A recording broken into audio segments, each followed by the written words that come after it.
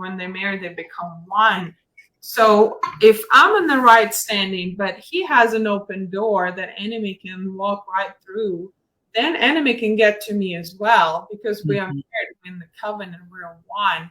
So it can be your strong side, because now there are two people fighting, right? You can stand back to back and fight off the enemy in all directions. Or if one is weak or both are weak, that enemy comes in and overcomes one or both, or destroyed the marriage. Yeah. So by fighting your husband and wife, we wanted to mention also that when you are trying to change your spouse, when you're trying to, he just doesn't see it, he doesn't understand it. When you fight your own spouse, you fight in yourself.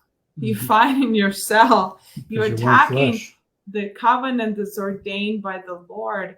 And it's not a heavenly way of doing things. It's a worldly way. It's a fleshly way of doing things. And it's actually not building your spouse up at all, but it's pushing him or her down in this rabbit hole of depression, of feeling unworthy, of feeling unloved, unrespected. Bible speaks about husbands loving their wives and wives respecting their husbands. So when there is this constant attacking going on, then we do not honor the Lord in the way that we should, and we don't honor each other in the way that we should.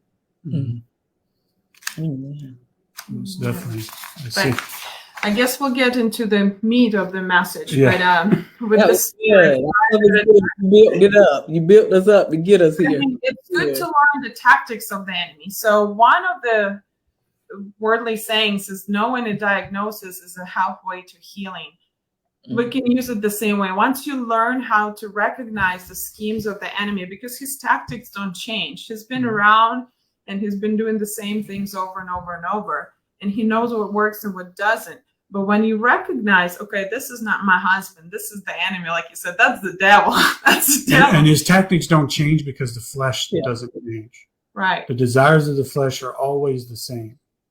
Right. So he plays the same buttons basically, but once you recognize to catch them and capture them, and you learn how to fight against them, you can prevent him from having his way basically in your marriage, right? Yes. So one of the things we saw in our own marriage was spirit of Jezebel. Spirit of Jezebel was after my husband from the beginning, Jezebel is trying to attack the head of the household.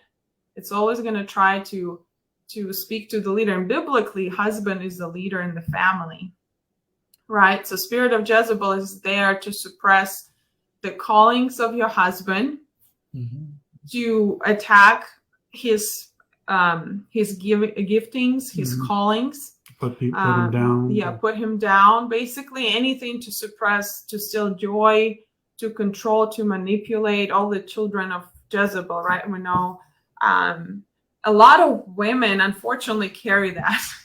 And I don't know if it's brought on by modern culture or feminism or whatnot, but we are taught that, oh no, he's got to respect me. He's going to do things my way. He's going to show me that he loves me because I'm worthy. And if he's not going to do it, I'm going to find it elsewhere, So it's almost like women are pushing men down to do certain things certain way, but instead of getting their way, they're actually suppressing and aiding the enemy and depressing their husbands and moving them away, pushing them away from the calling.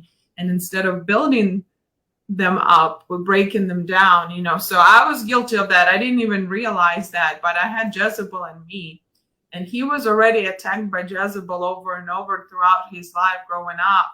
And then he married me, right? And now I was like subconsciously, I was justifying it in my own head, why I needed to say certain things and why he needed to do certain things certain ways so I would feel loved.